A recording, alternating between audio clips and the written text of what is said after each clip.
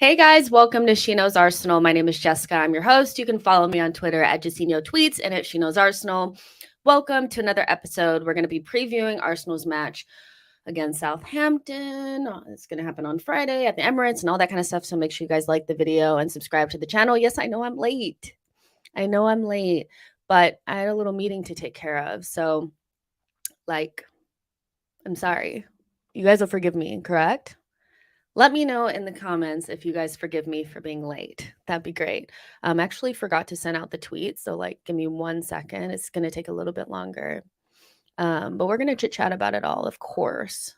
Really happy to see you guys here and hope we're in good spirits. I know we have some not so great news to speak about, but hopefully we can spin it into a not so bad, right? So yeah, there goes the tweet. So how are we? How are we feeling today? Feeling good? Feeling bad? What's going on? Crispy says we forgive. Love that. Errol says yes. I love that, guys. I love that. The Bourbon Kid says, hey, Jess, hello to you as well. Let's see. Errol says, you're 10 minutes late. You okay? I'm fine. I literally just had a meeting that ran a little bit over, but I was gonna change the time, but then I was like, I couldn't look away. So yeah, sorry. Jane says I need some positive news. This might not be the place. Tony says, good morning, Jess, and SKA, good morning to you as well. Matt G says, no Saliba and Zinni. Wow, my heart hurts. Absar says, holding versus Man City disaster incoming. Okay, before we get into all the, yeah, I think we have to remember that we're gonna play Southampton first. This is what I keep telling myself. I'm like, play Southampton first, secure St. Totteringham's Day, secure Champions League, and then whatever happens after it happens. I'm deflated a little bit, you guys. I think ever since the Saliba news and Tomiyasu being out, I felt a little bit lower.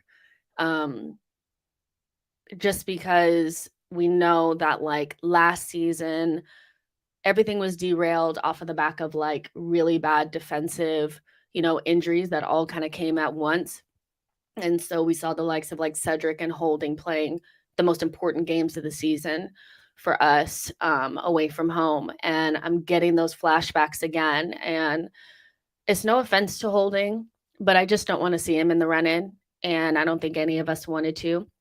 And then, seeing all these different reports about Saliba's willing to put his body on the line. It's you don't really want him to have to put his body on the line. You want him to be fit enough to play the game. You don't want him to be trying to play in a game half fit. And so it's just another situation where defensive injuries have kind of derailed the end of the season. It hasn't happened yet, but I'm getting those flashbacks of feeling like that's what's going to happen. And so I'm not feeling it, But I did say that I never anticipated Saliba playing another game this season after the injury, just because it just felt like the way that they explained it to me didn't feel he's going to be back in a couple of weeks. It felt we'll see day to day, we just don't want to disappoint you guys. So yeah. Craig is saying, Holding isn't the reason why we drop points at Liverpool and West Ham, etc. Yes, Saliba is better, but the whole team let those leads slip. We'll talk about that because this is kind of a narrative that I feel is being thought about incorrectly. But let's go ahead and get into it. We're going to start off the preview by talking about availability. This one's going to hurt. Let's get into it.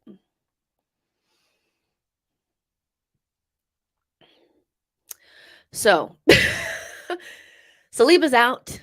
He's not going to play against Southampton, and Zinchenko is a doubt, but everything else should be fine. And Kedia came back into the squad in the last game, so that's a boost. But, we have 2 injuries to the back line, plus Tomiyasu not being available, which leaves our options quite skit. We don't have much wiggle room to try different things and see if anything can work ahead of the Manchester City game. And so even though I do expect us to be able to beat Southampton at home, with what we have, it's still kind of like, could it get any worse? Like, that's not good, right?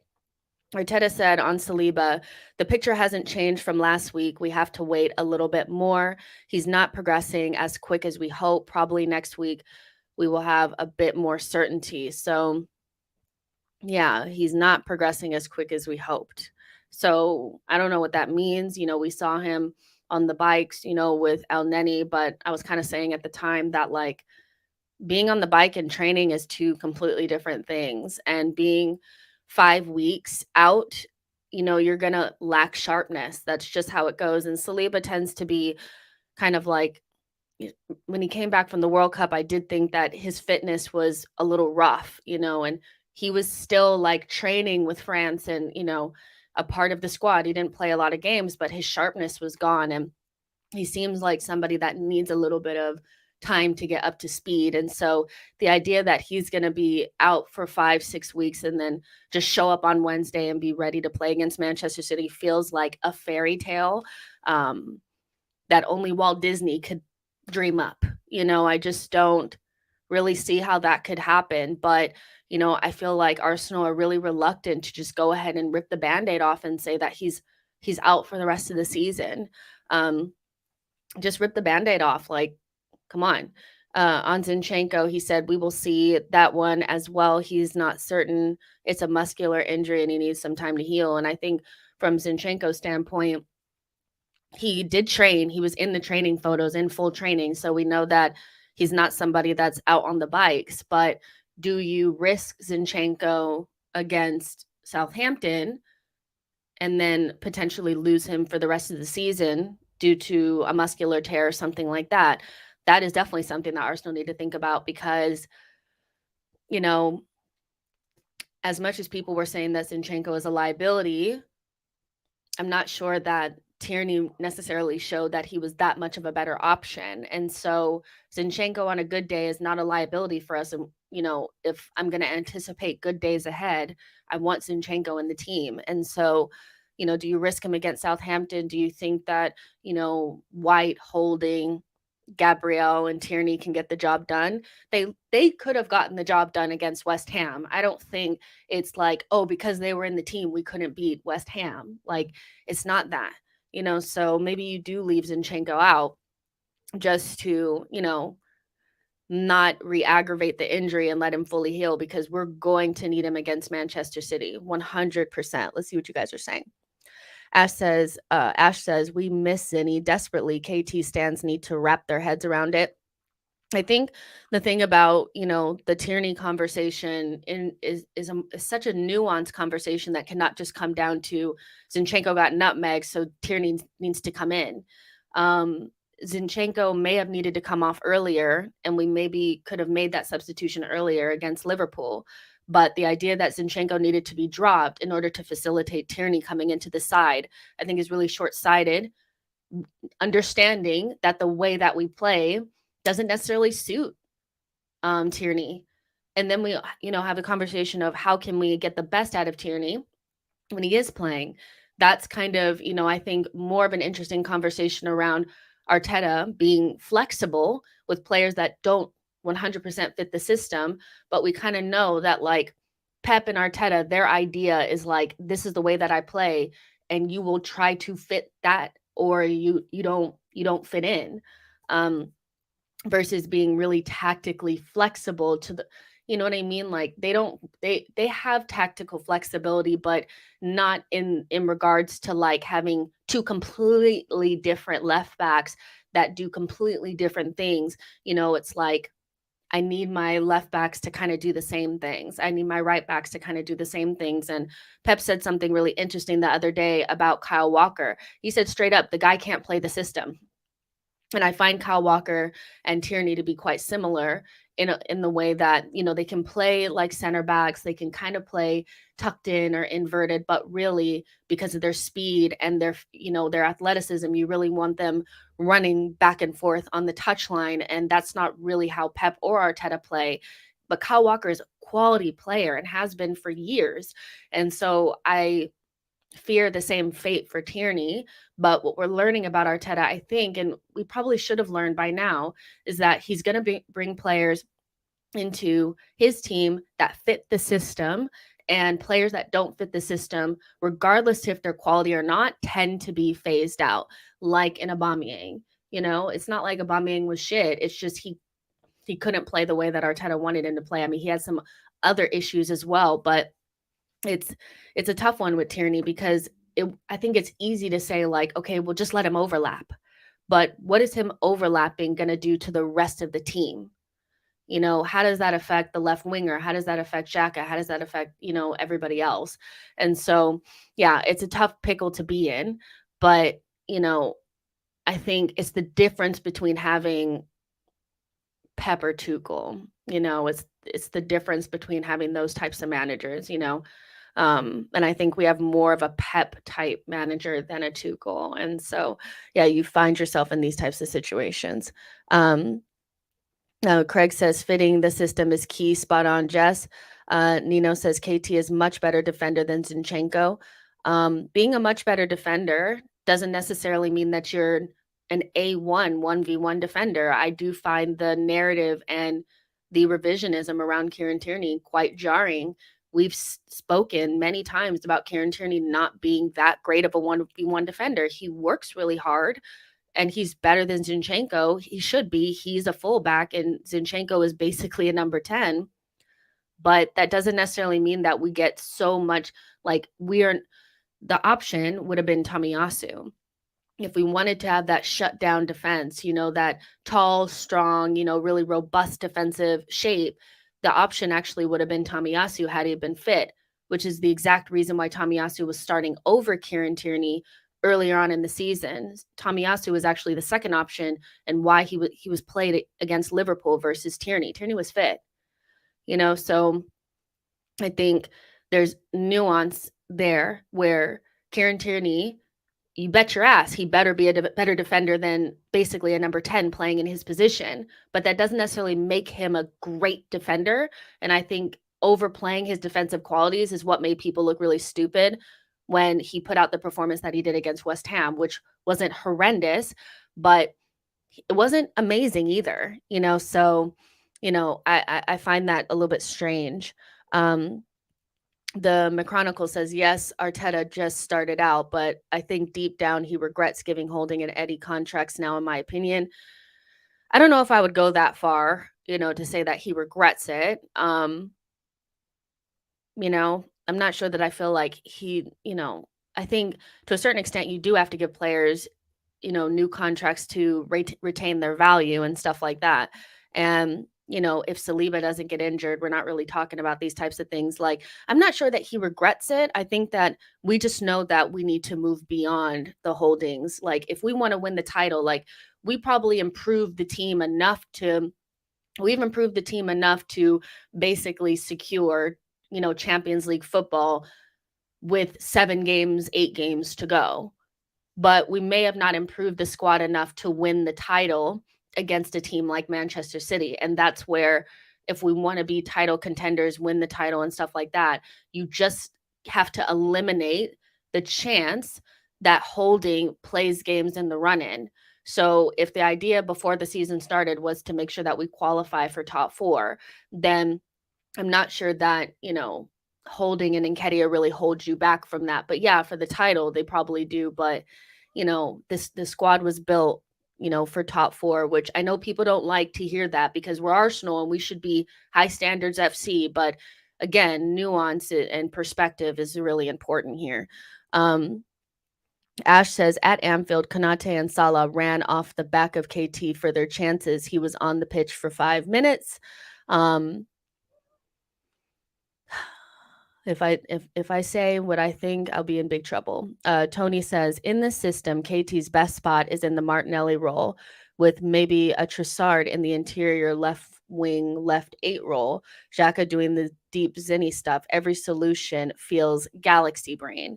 At this point, because of the injuries that we have, in the squad and the way that it's built, there's not really much we can do. Everything, like Tony is saying, feels so galaxy brain and so like, but we've never tried it before. So yeah, it's rough, it really is. I just feel we may just come up short because the squad, like last season, the squad just didn't have enough to get it over the line for top four, which we know it. But beyond the fact that if you like this or not, I know there's a whole other conversation to be had about whether or not Arsenal last season should have been just aiming to get back into Europe, and whether Arsenal this season should have just been trying to plan to get into the top four. But we know that those were the remits for the beginning of the season. That's how the team was built. And so last season, the team was more than good enough to get back into Europe, but it just fell short getting to top four. This season, it's like, oh, well, we've knocked Champions League out of the park. We got that. Like, we're good to go. But like, we might just finish just short of the title, because you got Holding playing in the run-in, so is a tough one, I think. Next season will definitely, be in a better position to withstand this type, because next season the remit will be different. It'll be challenge for the title, hopefully win it, get a trophy, get out of the, quarterfinals of the Champions League type thing. It's going to be, so we'll see what Arsenal do. Ash says exactly, just finance is important. We buy around 3 big players per summer. We had a whole squad to overturn. We don't spend 600 million on a year. It takes time. I do think it takes time. Like next season, it obviously won't be acceptable to have this happen to us again, because we will have hopefully learned our lesson about certain players playing in high pressure matches, So yeah, Jared says maybe use a back three and wing backs to cover for our weaknesses defensively. White, Gabriel, Holding, Saka, Martinelli as wing backs. Xhaka, Partey, Trossard, Odegaard behind Jesus. I'll star that and come back to it because we're going to talk about like predicted and preferred lineups in a little bit. The McChronicle says this is, I think, where we agree this season's decisions need to be made for people above Arteta. Then if they don't share ambition to win trophies, punt them on. Well, I don't know if we didn't have ambitions to win trophies. I think, again, this is where, was the team not built to win trophies? Had we had not focused so much on, the Premier League and had spread ourselves a little bit more thin and spread ourselves across multiple more of the competitions and played strong lineups in every single competition. If we played our starting 11 in almost every single competition, we probably would have went further in the Carabao Cup and the FA Cup and maybe had won a trophy then. But the biggest trophy on offer was what Arsenal chose to focus on. And in January, we made sure we brought in players to be able to push us forward. And so I'm not sure that the way that the team was built this season was not built with trophies in mind. I think it was built to make sure that we qualified for Champions League. But when it came down to it and we said, okay, well, do we want to focus on Europa League or the Premier League? Because something is going to give. The idea that you can focus on every single competition and go really far in all of them, with the resources that we have and stuff like that, is a little bit like not reality. So had we played our starting 11 every game in Europa League and, at the FA Cup against Manchester City, if we had played our best 11 against them and went further and had more of those games to play, something would have given in the league. We wouldn't have been as good as we are in the league. We have to make sure we keep that in perspective. And so it's not like this group couldn't have won a trophy this season and like there was an ambition for a trophy. It's the one that we chose to really go for was the biggest one on offer. And I do find it a little bit strange that I feel like now Arsenal fans are kind of backing away from it because they're not sure we'll win it or not, and saying, well, why did we go after the Premier League? We should have just went after the Carabao Cup or the FA Cup. That would have made me feel better. We've done that before. In past seasons, we nicked top four and we got an FA Cup, here or there. And that's what we just went for. We know that Arsenal need to be a consistent title challenging team. We need Champions League, and we tried to go for the Premier League, which I'm not sure that I believe was such a bad thing, even if we miss out on it. Um, you know, but those are my thoughts. There's 134 of you guys in here. Make sure you guys like the video, subscribe to the channel. So let's hop back into it. Let's talk about the forms and the stats, the form and stats ahead of the game against Southampton.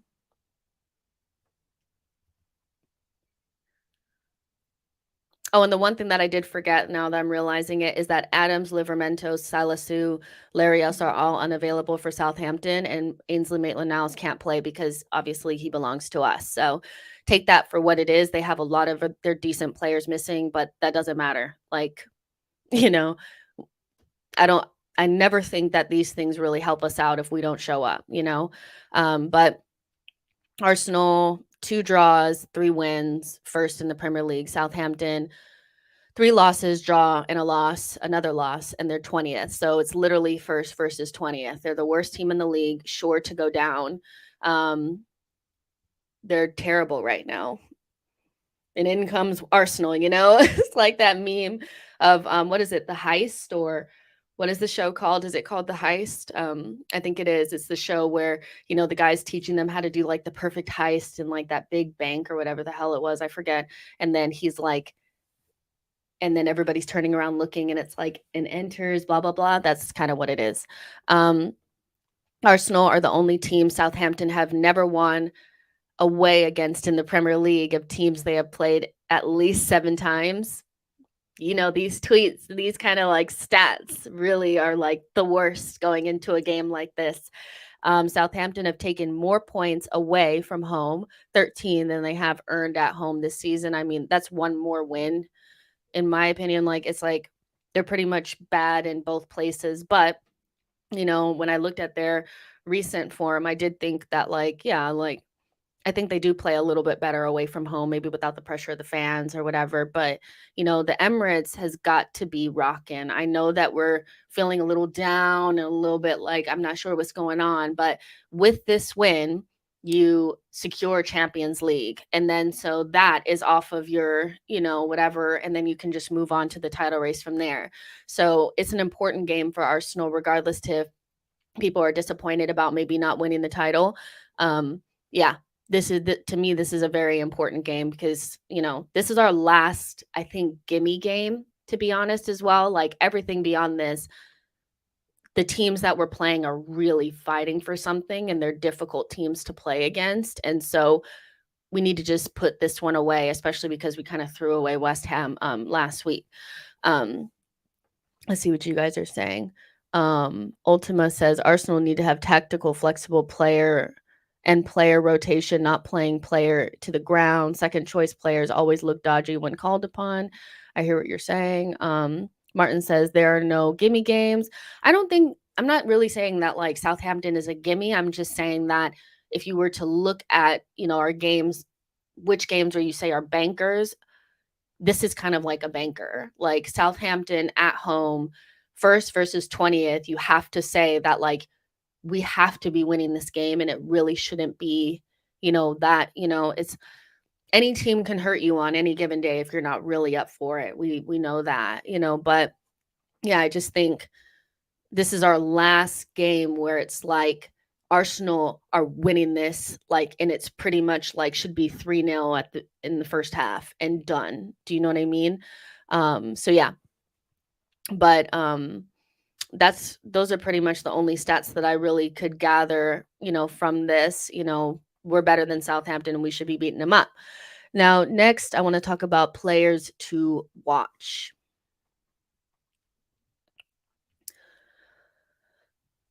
The first player that comes to mind for sure is Romeo Lavia. You know who I'm talking about. He was sold to Southampton from Manchester City, and I think their buyback clause activates in 2024.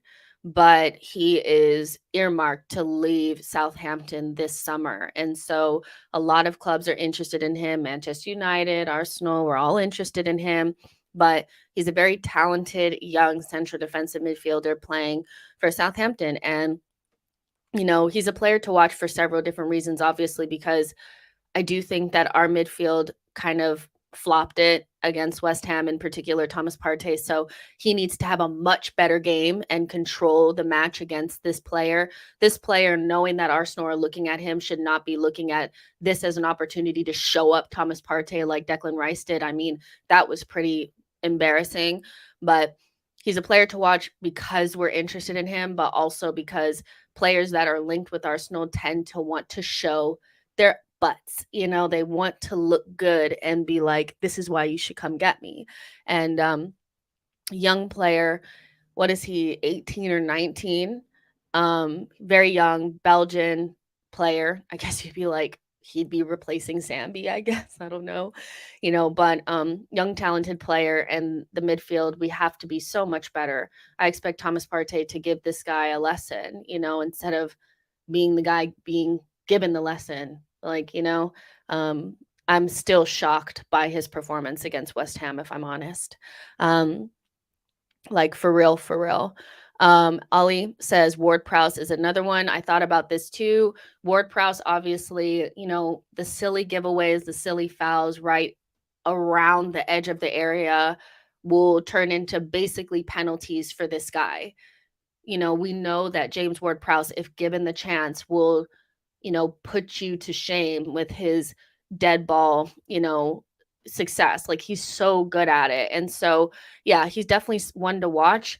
Am I necessarily worried about him playing through us or anything like that? No, but I am worried about the silly fouls, panicking around the box, kind of thing. And, this is where we need to not see any sort of we need players to be up here in their brains, thinking is this a good place to give away a foul? Probably not.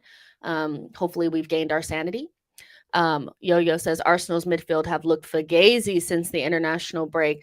I would say that I don't think that overall Thomas Partey or Odegaard have come back from the international break looking anywhere near the levels that they were prior to it. And this is the exact time where they also fell off last season, was right after that last international break. They just didn't look the same. It could just be me looking for confirmation bias, or, trying to find things that make sense. But those two, for me, haven't been at the same level that they were prior to it. And that was my biggest fear, is that international break would F us. It kind of has. Not only have we lost, some key players in and around that period, but our midfield just is nowhere near as dominant as it should be.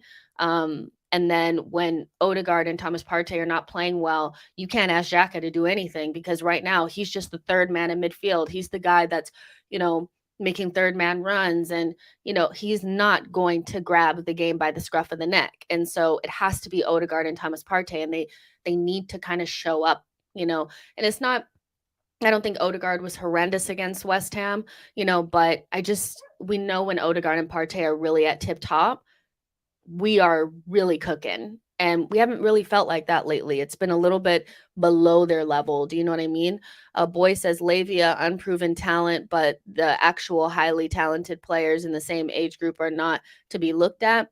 I didn't say not to look at other players. I'm just saying this is who we're linked to. He's younger than the other players. Didn't say don't look at Caicedo. That's not what I'm saying.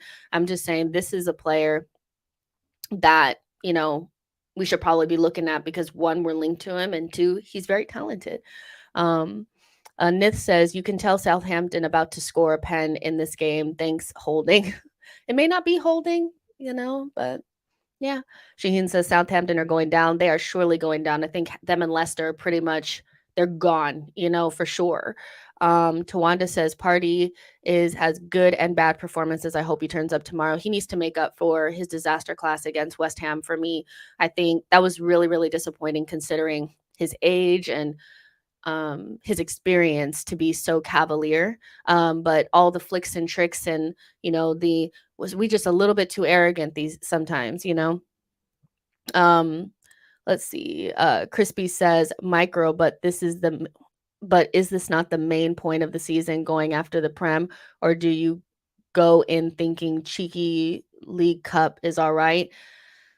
Yeah, these conversations for me are always funny because I do think that, it's always about trying to figure out how to manipulate, you know, something into, like, all it takes is a couple of people with big accounts to start saying things, and then people start to say, "Yeah, that makes a lot of sense."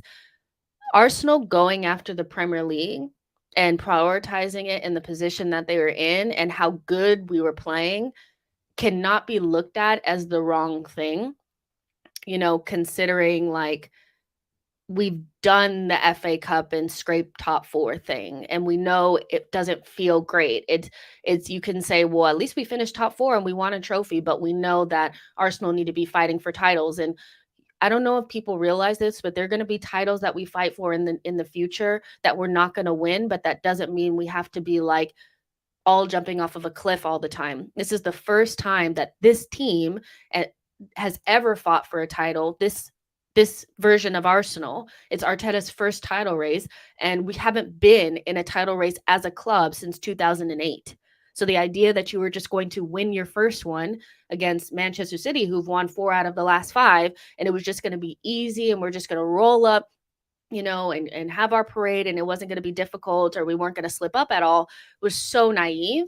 And I think there's so many people that are trying to make themselves feel better by saying, well, maybe we should have focused on something else, when nobody was saying that when we were ahead of the game. You know, I'm fine with Man United fans thinking that they're having a better season because they want to care about Cup. I don't give a fuck. You want a trophy. That's the name of the game, whatever. You finished 4th and you got a trophy, whatever. If you think that you had a better season, I don't give a shit. My problem is Arsenal fans that are now backtracking and trying to act as though we should have not focused on the Premier League and went after a trophy because they're insecure about rivals bantering us. If you get beyond the rivals bantering us, then you can think clearly. We are much closer to where we want to be, fighting for a Premier League title and losing it, than finishing 4th and winning a Carabao Cup. Much closer to where we want to be. Not saying it's the perfect season or it's a success. It's a failure based on the remit halfway through the season to win the league. But, like, we have to have some perspective. The second player to watch, obviously, is Gabriel Jesus, who I think owes Southampton one. If you remember earlier on in the season, we went to whatever the fuck their place is called. I forgot. Who cares? Southampton's place. What's it called? St. Mary's. That's what it's called. And I think we were robbed in that game. I think we played poorly in the second half, but we were robbed in that game, in my opinion. I think that I know xhaka scored the first goal, but that one center back that they had back there was absolutely just manhandling Jesus in a way that, like, if Holding was doing that to anybody else, nobody would have accepted it. He would have conceded a penalty. He probably should have conceded more than one. And Jesus was not, that game was not refereed properly, in my opinion. And they drew that game and celebrated, and they're still fucking getting relegated, which is hilarious to me. But Jesus owes them one, and he's on form. I've seen people try to say, like, okay, well, Jesus should be dropped because, Trossard was playing good. But it's just that I think we're also going to have to, like, get to a point where we also, like, we're going to have good players that are all in form, but some players are not going to play and others are. But one thing you don't do is drop your striker that's in goal scoring form when you know that he can easily slip into a bad run of form. Jesus was in a poor run of form in front of goal prior to, his injury, went to the World Cup, had the injury. Now he scored, like, 4 goals in his last, like, 4 games or something like that. And people want to drop him because they're insecure about Trossard sitting on the bench. Jesus is not the person that should make way for Leandro Trossard. If anybody, it's bukayo Saka. But I also feel like bukayo Saka needs a little bit of a good game prior to going into Manchester City. So I'm a little bit like, we're going to have good players that are not playing. And that doesn't necessarily that they don't need to come in. Like, it's nice to have a player in form that's not playing right now. And so I don't think Jesus should be dropped. If you think Saka should go off, to accommodate Trossard, fair enough. Trossard didn't do anything to get dropped, but Jesus is that guy for us. And there's also the intangibles about understanding how to perform in a title race that, quite frankly, Trossard doesn't have. And so removing that from our front line feels a little bit short-sighted and a little bit just like, well, I like Trossard. I like Trossard too, but Jesus is in form. So he starts. What does it look like having your number 9 on the bench? It makes sense. You know? Yo-Yo says, no excuses for the elder players in the squad. I think you're talking about like Thomas Partey and stuff like that. Yo-Yo says, Gabriel Jesus is ready to show out at the Etihad, and I expect him to get a hattie at Southampton. That'd be great. Nith says, Saka needs to turn up, and if he doesn't, I love Trossard at right wing with Martinelli and Jesus up front. Like, that was cooking. Yeah, I mean, we have options. We have options. And so I would give Saka another chance against Southampton at home. That's what I would do. Trossard, I love him, but when we're cooking, our best front three, I think, is Martinelli, Saka, and Jesus. So but maybe that's just me because I love Saka, but I also have a theory on why Saka hasn't been up to his usual standard. And if you think back to Martinelli and when people wanted Martinelli at the team, I feel like we learned a little bit more about, team continuity and the construction of a team and why that might be the reason for poor form rather than the player is not good or whatever. So we'll talk about that in a second as well. Let's see. Gavin says, you guys are talking to each other. Crispy says, I need Jesus to get revenge against Southampton for all those scandalous fouls. I agree. Chris says, it's a tough one. Trossard was really in form. But Jesus being in form is better than Trossard being in good form. We all agree with that, right? We all agree with that, right? That there's a difference between Trossard being in form and Gabriel Jesus, right? Not that I'm saying Trossard is not a top player, but Gabriel Jesus is... If Gabriel Jesus could score more goals, he would be a world-class player. Like, that's the only thing that's keeping him back. Trossard is a very good player, but I know we're not talking about the same things, right? So to me, Jesus just has to start. You start number 9, your goal scorer, he has to start. Lucas says Saka will struggle if White can't overlap with him. Lucas, you're speaking my language. But people, it's like we just want to go in on the player and not try to understand maybe why they're not playing as good as they possibly can. And then when we find out later that it was literally just because a couple of changes have been made to the starting lineup, then we feel silly, don't we? There's 150 of you guys in here. Make sure you guys like the video and subscribe to the channel. And we're now going to kind of get into, preferred lineups and stuff like that. And also kind of talk about what can be done ahead of Manchester City that will make us feel more confident going into that game, because we know it's kind of do or die. I think whoever wins that game wins the league. If we lose it, you're not going to win. I don't think so. We'll talk about all that coming up on the next segment.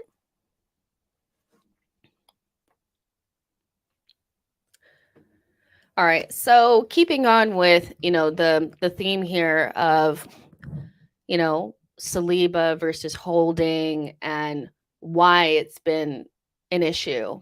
I'll remove that just for a second so I can just talk straight to you guys. I've been in the Holding Gate wars on Twitter because I respect Arsenal fans for not wanting their players to be abused and bullied and singled out, So I admit that I don't think Holding is 100% the reason why we did not beat Liverpool or West Ham. I've always said that. I think there's a multitude of reasons why we didn't win either of those games, and it's not solely down to Rob Holding, right? And I don't think Holding has necessarily played terrible in either one of those games either. I think he's played largely to the best of his ability, But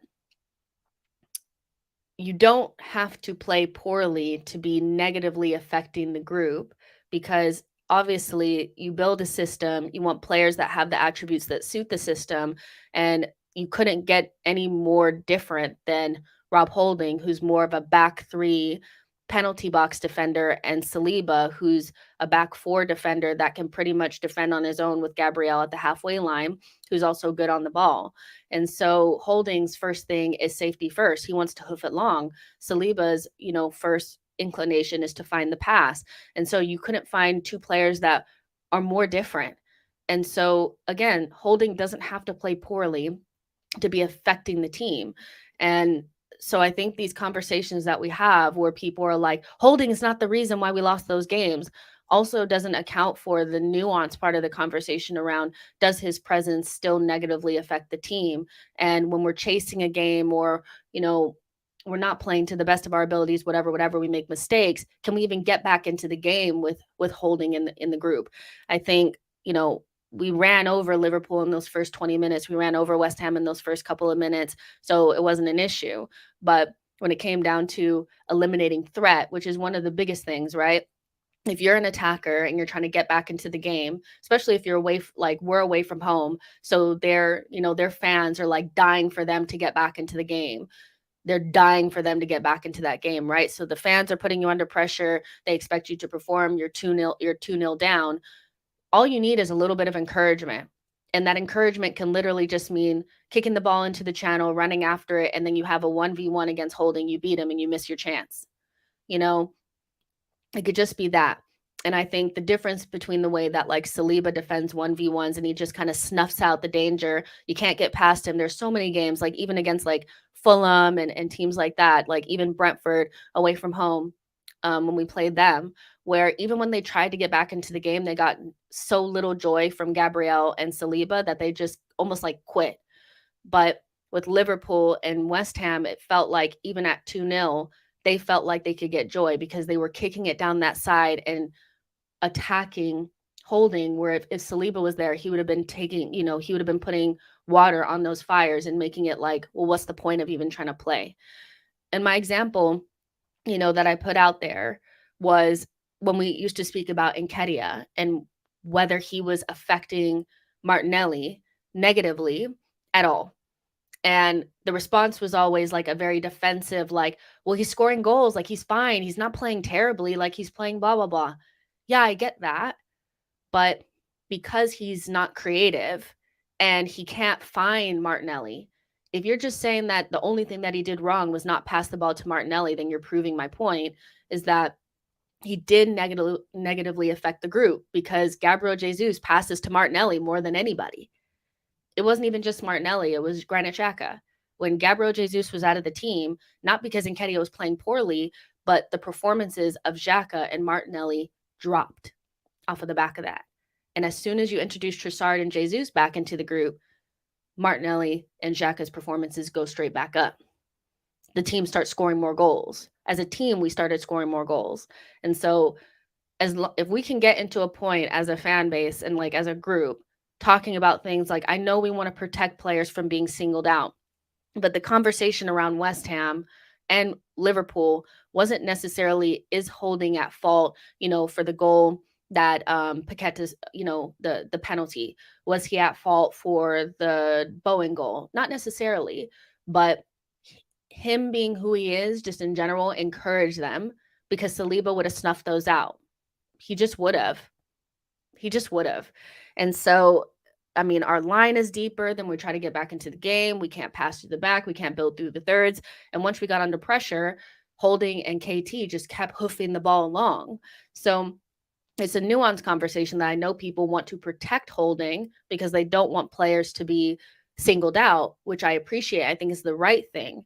But to shut down the conversation altogether and just say Holding was fine, shut up and support, I don't think is really satisfactory either. So Sky Sports, they did this whole breakdown of why Saliba is such a miss for Arsenal. And it's not just as simple as Holding is not as good as Saliba. It's like they couldn't be any different, any more different. Saliba 69.4 passes attempted, Holding, attempting the same amount of passes. But Saliba's completing probably 10 more passes than Holding, and the accuracy is about, Saliba's in the 90s and Holding is in the 80s, right? And then opposition half passes completed, Saliba's way better at that, and final third passes completed, it's not even a contest. So when we talk about building from the back, it's not that Holding is just like he's defensively can't win a header ever. It's that when we're in possession and we're trying to build up, he can't find the passes, and he's either too safe or he's hoofing it long, or the pass doesn't get to the player. And so those things, they matter. And then we talk about Saka's drop off, which is what they also spoke about in conjunction with whether or not Saliba is there. And his touches are less, his passes are less, chances created are less, shots are less, everything is less. And Saka literally went out of form the minute that Holding came into the group. Now, I'm not saying it's 100%. Holding is not the reason why Saka missed the penalty, but it's no coincidence that Holding is not overlapping Saka as much because he has to stay next to Holding. White is not overlapping Saka as much because he needs to stay next to Holding. And so now, Saka is more isolated. And we know when Saka is isolated, he's not as good because Saka is a brilliant player, but he's not a 1v1 master. He's more of a combination guy. So he needs guys next to him, to create those angles so he can get past and get clear. And he hasn't had that in the last couple of games. And I think that's more of a reason why his game has dropped off a little bit. It's not just about Saka's just not as good. It's when you don't have the same pictures around you, of course your form is going to dip a little bit. And we have such a good example of it in Martinelli. As soon as Jesus was out of the team, Martinelli looked like a completely different player. And so whether or not you think that should matter, it just does in football. So no, Saka Holding is not at fault for Saka missing that penalty. But not having Saliba has changed the way that the back line moves, has made Ben White a little bit more like, okay, let me stay next to Holding so we don't get exposed on that side. And so now Saka doesn't have the same pictures around him. And so it's something to think about before we just decide, you know what, Saka, he's fallen off, we need to replace him. I don't necessarily feel like just moving Trossard into that position either is going to be like the best option based on what we know. Saka and White have such a good connection. And if you watch Bayern play yesterday, of course, like they went out of the Champions League and they weren't great. The one thing that I noticed was to get around Ake, Pavard, and Coman played really well together. Their combinations on that side were really useful to get around Ake on that side. And Ake may or may not be injured on Wednesday. We don't know. But what concerns me a little bit is that we could use something very similar that they use to get around Ake on that side to unleash Saka. But if Holding can't get free, or not Holding, if White can't get free because he has to stand next to Holding, then we're in a difficult position because a lot of times Pavard would leave the back line and kind of leave Upamecano and De Ligt alone back there. And you have to have that confidence in order to make those moves on attack. And so it's just something to look at. Again, I'm not blaming Holding. I'm saying Saliba not being there does have a ripple effect on the rest of the team, and people just making it seem like Saka just fell off a cliff and he wasn't as good as we all thought he was and all this kind of stuff, I think is short-sighted when we had a really good example of it not too many weeks ago with Martinelli. Also, Arsenal's flank attack comparison with Saliba starting, and we go down that side a lot more without Saliba. Obviously, they revert over to xhaka and Gabriel to do a lot of the build up on the other side. And so we end up going on the other side a little bit more anyway. And so, yeah, it's marginal, but again, it's fine margins. Like it doesn't have to be that big of a difference to make a big difference. It adds up, if that makes sense. And so just not having Saliba, and really the title race is built on fine margins. So, I hope that this illustrates just a little bit more that it may not just be Saka, it may be a little bit more than that. But again, the team overall didn't play to its 100%, so it's harder to see, I think some people will have needed to see Holding basically have a Mustafi-like performance in order to believe that he was having a negative effect on the group, but I think it's pretty obvious. So, yeah. um, Yo-Yo says it's on Odie, Xhaka, Partey to operate deeper. The most senior part of the side must carry the team now. And this is the thing, we've had these conversations before, and we have increased the technical ability of this team tenfold over the last 2 windows. So it's not about technical ability. I think we miss a little bit of athleticism. That needs to be reintroduced back into this team. I don't know. We don't have the right balance. We have a lot of technical ability. Maybe we need a little bit more directness and a little bit more speed and athleticism. But one thing that we definitely miss in the middle of the park is personality when shit hits the fan. It's just something that we don't have in the group. And so I think, yeah, Thomas Partey, Xhaka, Odegaard, these guys, they need to not fade in big games away from home because things are not easy. But I find that in most games where somebody drags us over the line, it's usually like Gabriel or Ramsdale, or it's Saka or Martinelli. Those are the players that will, it usually is not anybody from the middle of the pitch. And that might seem harsh on Odegaard, but I do tend to feel like in the games, the Newcastles, the Liverpools, the Man Cities, it's hard for me to remember the last time he had like an excellent performance. And it's definitely something that he needs to work on if he wants to be best in the world, right? So yeah, it's a tough one. Let's see. Mad Hatter says, even without Saliba, you should steamroll Southampton. We'll still beat them. When we played against Leeds and Crystal Palace, we still beat them without Saliba. The difference between being at home and away, though, is that the away side does encourage you to continue to go. And I think Crystal Palace and Leeds, they fell out of the game because they didn't have anybody pushing them anyway, but we also scored that additional goal. So we have to continue to attack. We'll still beat them, but I don't know why people are acting like they don't see that Holding he's affecting us. Dobb says Holding as a player affects the mentality of the whole team, takes extra touches, so buildup slows down. Not great 1v1 out wide. So the defensive line drops and our press is less compressed. I couldn't have said it any better. Perfect. There's just so many different things, Jakobsen says, hi, Jess, do you think fans are overlooking the possibility of needing a new left back under Zinchenko? You see the difference instantly with Tierney in. I love him, though. I said this earlier, not on the stream, but online, that I do feel like there's a reason why Arteta continuously buys defenders.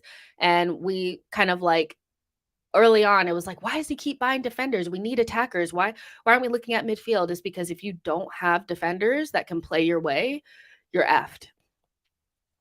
Everything about the way that we possess, the way that we control games starts from the back. It's because it's not even just what they do on the ball, it's what they do off the ball to stop other teams from even being encouraged to attack us anyway. They push them right back into their half, so I think not having certain types of defenders and profiles available in our team really hurts us. And so I wouldn't be surprised if Arteta bought more defenders in the summer. I know people would be like, well, what about so-and-so? What about so-and-so? There are several different things, right? On the right-hand side and on the left-hand side, the next best thing, if White or Zinchenko were not to be available, is one guy, and that's Tomiyasu, and his injury record is horrendous. So that's one issue. Then you kind of have the center back situation where if Saliba gets injured, the next guy up is nothing like him, in any way, shape, or form, and then you have to look at Zinchenko as well, because I don't want to call him injury prone, but I will say that he's missed quite a bit of games, so he can't be trusted, and the guy behind him, he can't be trusted. The guy behind him, he can't be trusted. So we need somebody to back up White, that plays similar to him, that can play similar to him, but maybe has some different attributes. So when I'm not an overlapping fullback, that's not going to work on either side, but maybe more of a midfielder like Zinchenko on the other side, but then we need another left back. I think that for me is certain. Um, and maybe Rule Walters can be somebody that we bring into the first team that can play kind of like a backup right-sided center back slash, right back. But left back needs to get sorted because all three of those guys for me have dodgy injury records. So something needs to happen on that side. And we don't quite have exactly what we need over there. But yeah, I think we need something else on that side, and more options at the back. Like, I wouldn't be opposed to bringing in a new right-sided center back, like, and spending some money on it, um, because this can't happen 3 seasons in a row. You can't have, players that don't fit your system, especially if you're a an Arteta Pep type guy where you're kinda like, "This is the system, and I'm not gonna move away from it," um, being in the team during the run-in. You just can't. Um, the Mad Hatter says, "Good points, Jess. Is Saliba going to be ready for the City game or still up in the air?" I mean, Arteta basically said that, he hasn't progressed as well as he would have liked, so he's not available for Southampton. And, I think unless this has been like a big production to just like, bam, he's in the City game, he's always been training and he's always been around and it's been like this big ruse. I find it very unlikely that Saliba will start against Manchester City, after being out for 5-6 weeks. So take that for what it is. Do you know what I mean? Like, I can't say definitively because Arsenal haven't said definitively, but I would say I would not be planning for him to be in the team. Um, I don't know how to read your name, but thank you so much for you know, throwing your comment out here. You're saying that Tierney cannot use his right foot to dribble, right? It kills an inverted left back when you play inverted. You need to dribble to the right side. It's just not the right fit. And I think we will have conversations. Like, I already kind of been planning summer content, now, but you know, one of my things this summer is, this is not a conversation for today, but something I've been thinking about quite a bit, is what it's going to feel like this summer, almost knowing that we have to sell some talented players to teams in the league because they're the only ones that can afford the players that we have. And so the only thing that would make me feel a little bit sick to my stomach about selling Kieran Tierney at this point would be that I know we'd be selling him to a team that could probably really use a player like that, would use him to the best of his abilities, and it might end up I don't want us to, like, one of the biggest own goals in history would be if we did end up winning the league, knowing that, Manchester City would come second after selling us two of their squad players.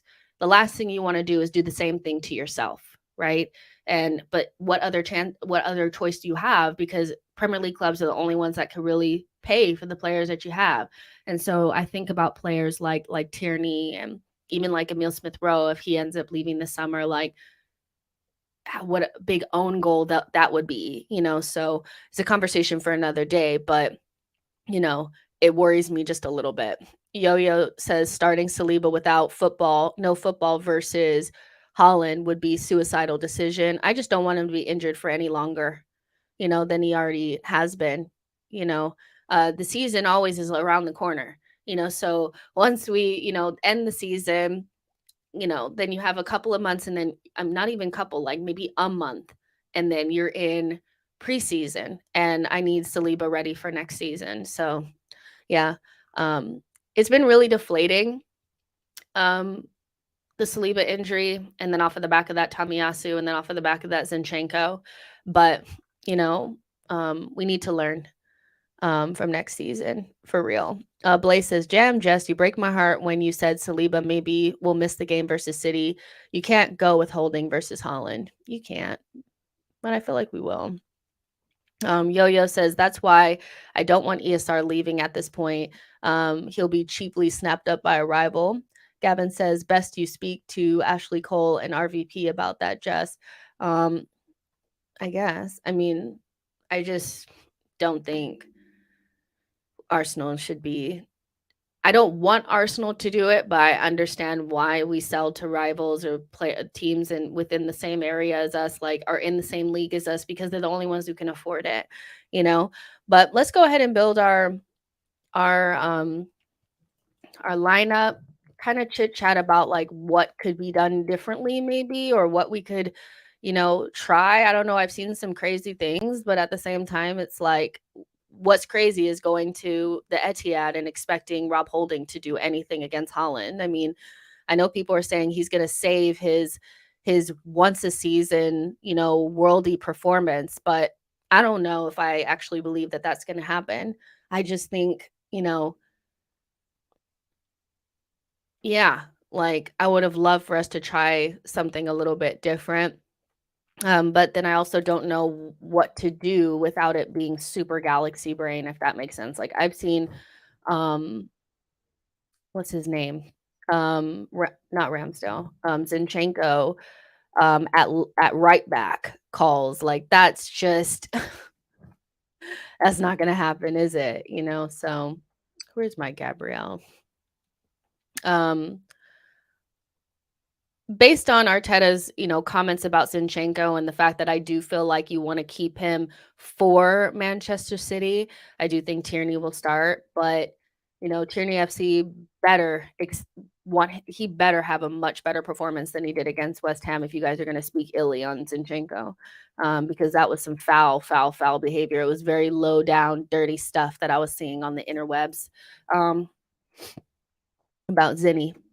Um Thomas Partey has to be man of the match for me after what he did, the madness, to be honest. And then obviously you got your Odegaard, another person that needs a big game. I know he scored and he was relatively fine against West Ham, but we need more than fine. So, you know, maybe hopefully it's a sunny day on Friday. No, it's late. It's gonna be 8 at night. So we're not gonna get sunny day Martin Odegaard, are we? And then we have these two positions. I'm really sure that Jesus will start, and he should. People calling for him not to start this game sound like a damn fool. Okay, so this is kind of what we got going here. I'm sure Holding will start. You know, and yeah, this is kind of what we got going. So one thing that I've been seeing is like people calling for a back three slash back five. We won't see that against Southampton. We'll play our way.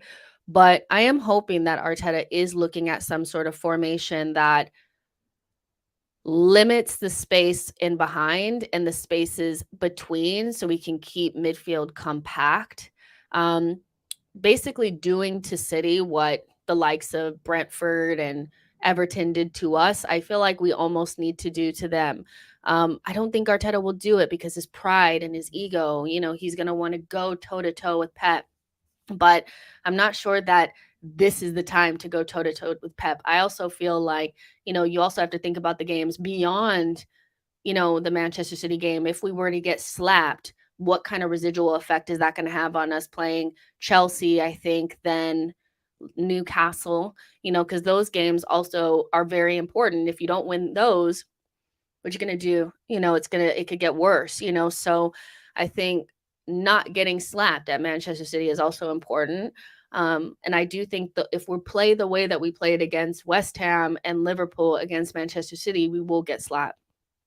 So I'm hoping that Arteta is thinking of something clever to limit this nonsense, because Holding versus Holland, he's going to be Gabriel and Holding are going to be so occupied with Holland that, you know, I don't know. It just feels like it's going to be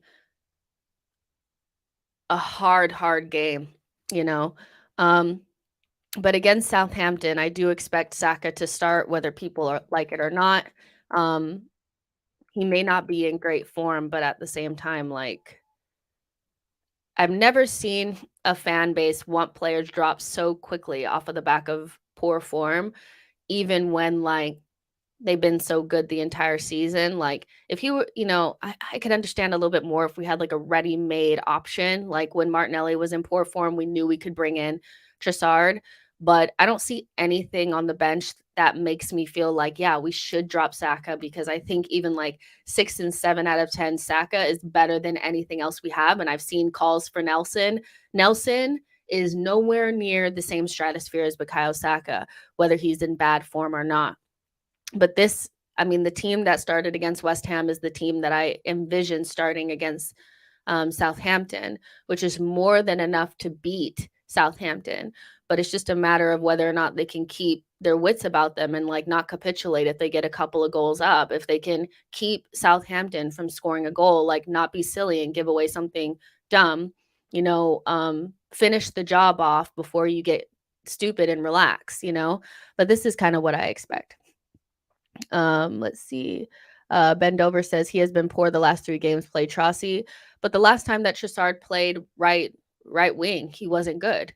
We all said that. So like, again, it's not only about the player that's in that position, it's can you actually drop him and bring in something that makes sense? I mean, you could play Trossard down the middle and play Jesus off of the right, but Jesus is in form through the middle. So why would you do that either? Like Saka, just play him and hope that he plays good against Southampton. Tony says Saka is a 1-on-1 away from good form. Yo-Yo says every Pep versus Arteta encounter has thrown new alterations with regard to tactics and personnel. Let's see. Machego says, should we play the way Man United play against City at Old Trafford? I don't know what that means, because Manchester United basically play individual ball. They kind of sit back a little bit more and try to hit them on the counter. I don't know if that's exactly what we should do. Maybe we should think about hitting them on the counter, but what is the way that Manchester United play? I'm not quite sure I understand that either.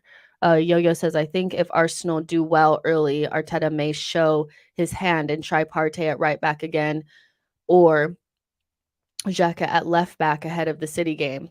One thing that I will say is that, like, I do think that that might be the play only because we've seen it before. And people will say it's just because White needed to come off. But I think that was a very specific thing to do, was to move Partey to right back and then bring in Jorginho.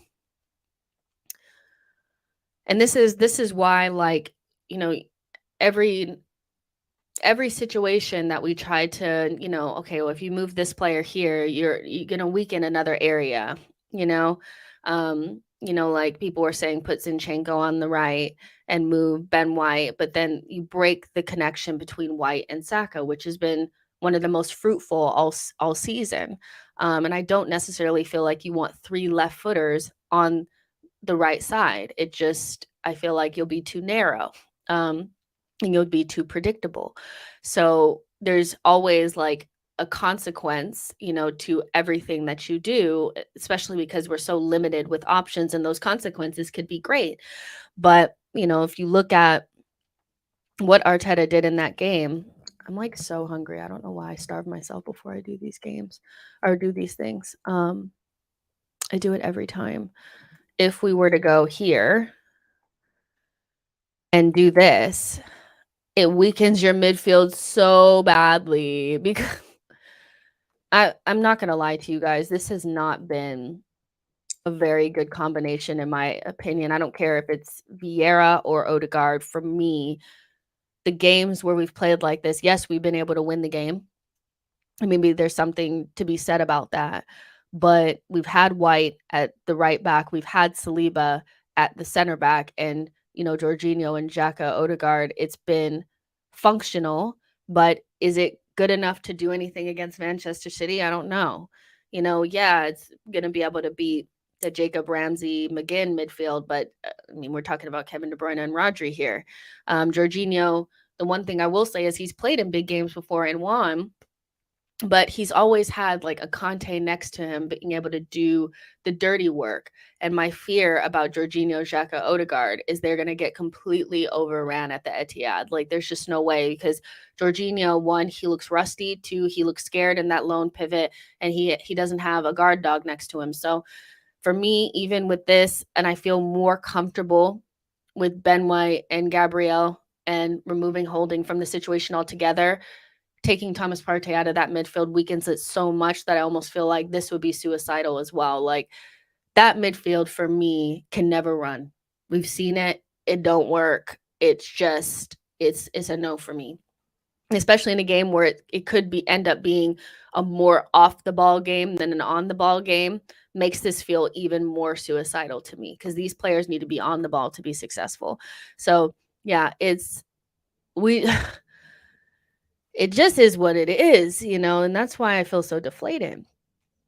Tony says Xhaka left back, J20 Partey Cam. I don't know. I mean, you could the one thing that I was looking at that I was kind of thinking, hopefully, or maybe it could work, is more of um like a, you see, 4-2-3-1. We haven't done 4-2-3-1 in so long. Okay. I found this on the web for Hey C for today. We haven't. I don't know why she thinks I'm talking to her, but I'm not. But maybe but this again, I feel like is so out of the realm of possibility, just because Arteta would never have the cojones to drop Xhaka in a really big game. Because even just having a double pivot and having Partey next to Jorginho and playing a little bit more conservative in that way, and having more security around your back four, I think helps, because what you need is protection over everything. I think that's what we don't have, is enough protection around Holding. And so, we may have to concede a little bit of our freedom, but it's for the good, because I think we're in nicking a draw territory with the Etihad. To be honest, I don't think we're in it doesn't feel like a win to me. It feels more like nick a draw, so even if you were to go in with something like this, and then I also said, instead of playing Tierney, play Kivior, just because he's more of a defender. Again, protect, and then you have these guys back here. Jorginho, if you need to get on the ball, should be able to do the Zinchenko role to a certain extent. And then you have Partey kind of doing his thing, and Odegaard, and then you play on the break. That was the only thing I really can see. A back three, I don't see happening, but none of it is going to work. None of it is going to work. You know, Gavin says, imagine J2 miles per hour, Vieira and Holding starting against Man City. Well, I don't think Vieira will be starting, but I hear what you're saying. Lucas says the only thing we can do is simply be up for it. Tactically, we are limited with the injuries. It just is what it is. And Lucas, that's a really good point. And I do think, sometimes I'm like, well, how can we win it? We need to move this player. But realistically, if the team was up for it, they could probably do something. There's been worse teams that have been able to get up against Manchester City. It's been few and far between, but if you're up for it, you could get something. But my fear is going into that game off of the back of the West Ham game and the Liverpool, and then, we have to perform against Southampton. But if our confidence is rocked by our recent performances, plus not having Saliba, then they won't be up for it, and we know we can crumble very easily against teams like this. So yeah, they could just be up for it, but yeah, but we'll see what happens. Yo-Yo says that makes sense on paper, to be fair, but it's untested and so scary. Exactly, everything is very untested. You guys say you liking my lineup. It's like, yeah, right.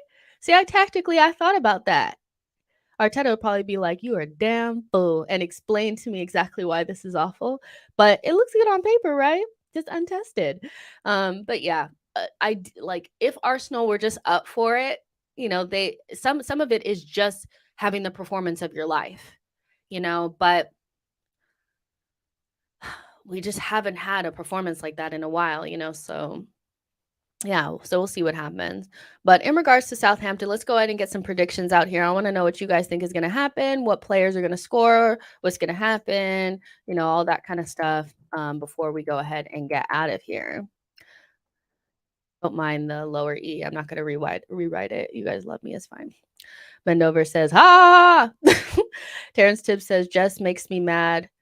Just make me a mod so I can stop my bad behavior. Maybe I'll make you a mod. I'm a little bit of a control freak. And even though I don't know what it is. I had mods for 1 second and I didn't like it.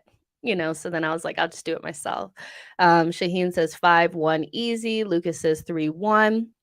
Terrence Tibbs says 2-0 Arsenal. Need a response. And also, we're at home, and I think that makes a difference. Jordan Hill says 5-0 Arsenal. I would love that because also goal difference, McChronicle says 3-0 or 4-1 Arsenal. Yeah, those are good scores. I think I'll go with 3-1